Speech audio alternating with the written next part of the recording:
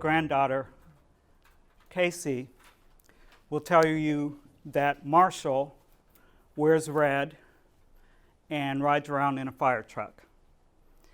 And Sky wears pink and flies around in the air. Yes. Is this right? Uh-huh. Yes. Yeah, you're good.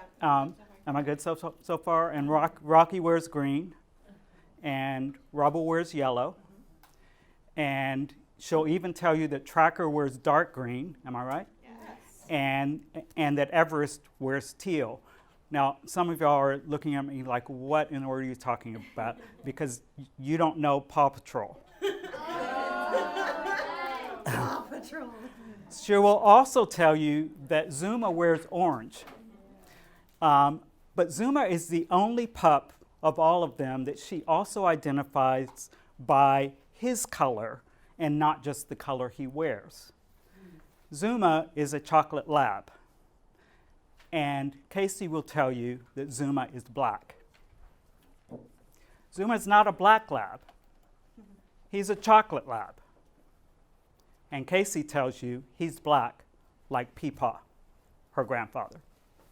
See, this is how we start confusing kids at a very early age and giving them messages about race. Casey, for the longest time, even now, is confused about black and brown because we confuse them. And we don't tell them why this brown is black, but every other brown is brown. So these are the kinds of messages that we send our children. And I believe that the way forward with race is to talk about it, not to pretend that it doesn't exist. So I've had lots of opportunities with my grandchildren. I'll tell you a little bit more about that. But first, I have some caveats. Today, in this session, we're not going to talk about unconscious bias. We're not going to talk about intersectionality. We're not going to talk about white privilege. I will mention white fragility, but just for a split second. We're not here to talk about those very important issues because those conversations often happen in other sorts of sessions where people are already bought in. I want to talk about those opportunities we have in our everyday lives that we avoid when it comes to race. And I want to talk about having some ways that we can have those conversations in our everyday lives. I also know, and I'm going to pretend, I also know that race is not just about skin color, but I'm going to pretend today that it is. I also know that the race issues in the U.S. are not just black and white, but we're going to sort of talk as if they are. And we're not going to argue about what the meaning of race is. We're not going to have that conversation today, even though there are lots of different meanings of the word. We're going to use the commonly held meaning of race when we talk about race. So, in the 15 years that since I first began talking about diversity and inclusion issues, this is what I found, is that people can talk about those high-minded things, but have a hard time in their everyday lives talking about race. So that's what we're going to do today. My own race talk got personal when I started talking with my white grandchildren. So my wife and I have 10 grandchildren, and 9.5 of them are white.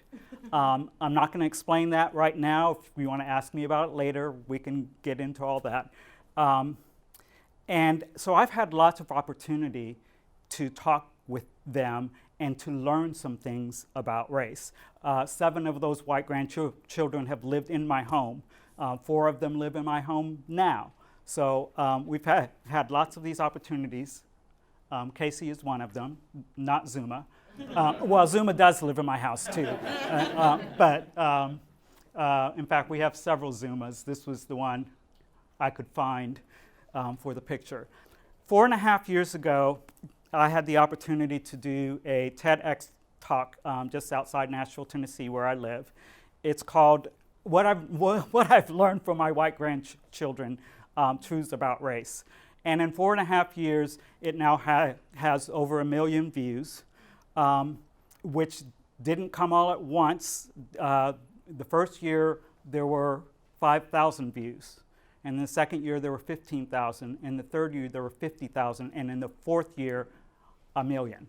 And there are reasons for that. Sometimes that's how things go viral.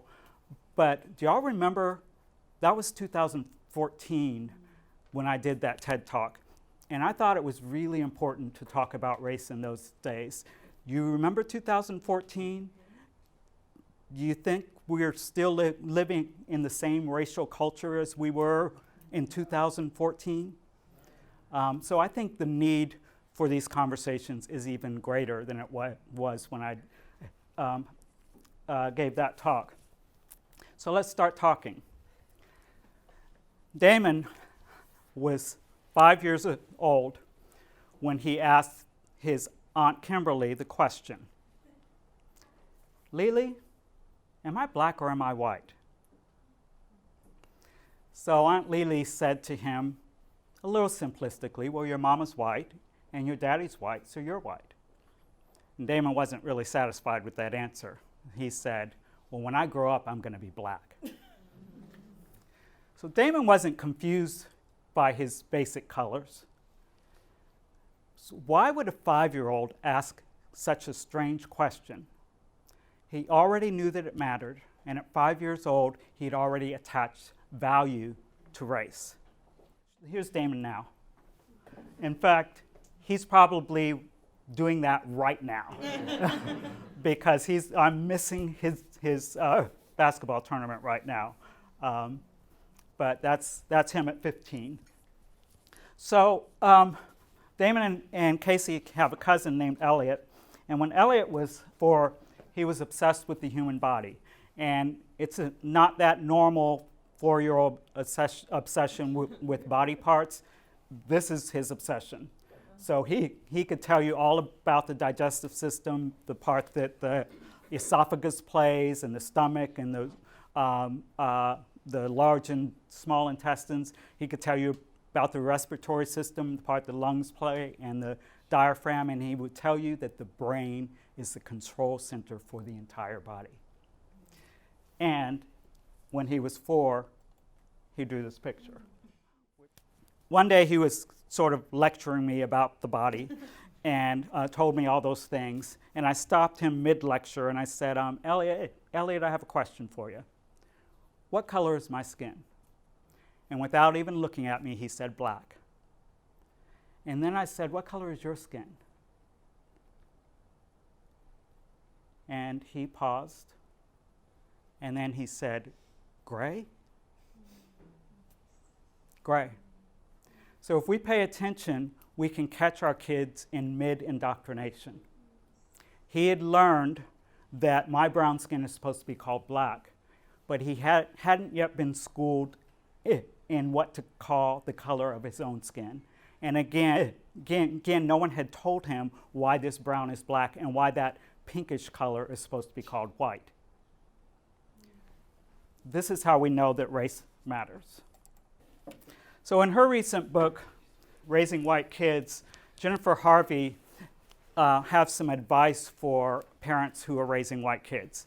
And she likes to talk about race consciousness. And what she encourages for parents of white kids is that they notice and help their children notice and name race early and often. And this is something that folks who are not white have to do all the time. So she's encouraging white parents to do that as well. Interestingly, 7-year-old Zoe, Casey and Damon's sister, saw Jennifer Harvey's book while I was preparing for this. And she said, Peepaw, some people have funny names for books. She said, this book is called Raising White Kids. I think that's funny. And so I took Dr. Harvey's advice, And I said, so Zoe, do you know why this book was written? And she shrugged her shoulders. And I said, you know, a lot of white folks, I didn't say folks, a lot of white people, I said to her, think of themselves as normal and think of everyone else as different. And I said, now, you don't think that way because you have a black grandfather and we talk about black and white. And you go to a school where there are a lot of brown people and just a few white people. So you know what it's like to be normal and you know what it's like to be different. And your friends at school know what it's like to be normal and know what it's like to be different. But there are some white people who know what it's like to be normal and see everyone else as different. And that's why this book was written. So there she is reading another book, and I hope this video works for y'all because this is just for fun. This is the book she's reading. Can you see that? White fragility. Yeah. It came in the mail that day, and she wanted to read it, so I didn't argue with it. So Allie Michael and Eleonora Bartoli did a study of white parents and their white adolescent children, and they interviewed the families both together and separately. So they interviewed parents and kids together, and then they interviewed parents and they interviewed kids. And this is what they found. The parents said they taught their children, do not be racist, do not talk about race, do not use the word black, and do not notice racial differences. So they wanted to teach their children that everyone is the same and that racism is bad. And they defined racism as overt, violent, and for the most part, obsolete. This was 2014. Many people believed that in 2014. But the kids, when they were interviewed, say this is what they were taught. They were taught that everyone is the same, that race is superfluous, and that hard work alone translates into success. That's how people get success. And they also talked about some views that they had learned about certain racial groups. They learned black people are lazy, black people are poor, black neighborhoods are dangerous, and black people are physically stronger than white people. Now, I don't assume that these racial mixed messages that we send kids only are in white families. So the mixed messages we send transcend our families. So it was year 2000, and my dad had just passed, and we were in Columbus, Ohio to bury him. And my wife had driven up our family van to shuttle folks around she drove up from Nashville to Columbus, Ohio to shuttle folks around. So after this ceremony, we were having a meal at my cousin's apartment. So I'm driving the van, my white wife is sitting in the passenger seat, and in the back is my black mom, my 3 black siblings, and two of my black uncles. And we pull up to the apartment complex for this meal, and there's a car in front of us, and there's an older white couple getting out of the car, and they're taking longer than we liked. And one of the passengers in the car, who I won't name, said, "You see this? They know we're here. White people always do this." And then all the chatter in the van kind of silenced. And this anonymous relative broke the silence, and he said, "Oh, Laura," that's my wife, "I'm so sorry. I didn't mean that." And we laughed, and we laughed, and we still laugh. We laughed because we know he didn't mean that.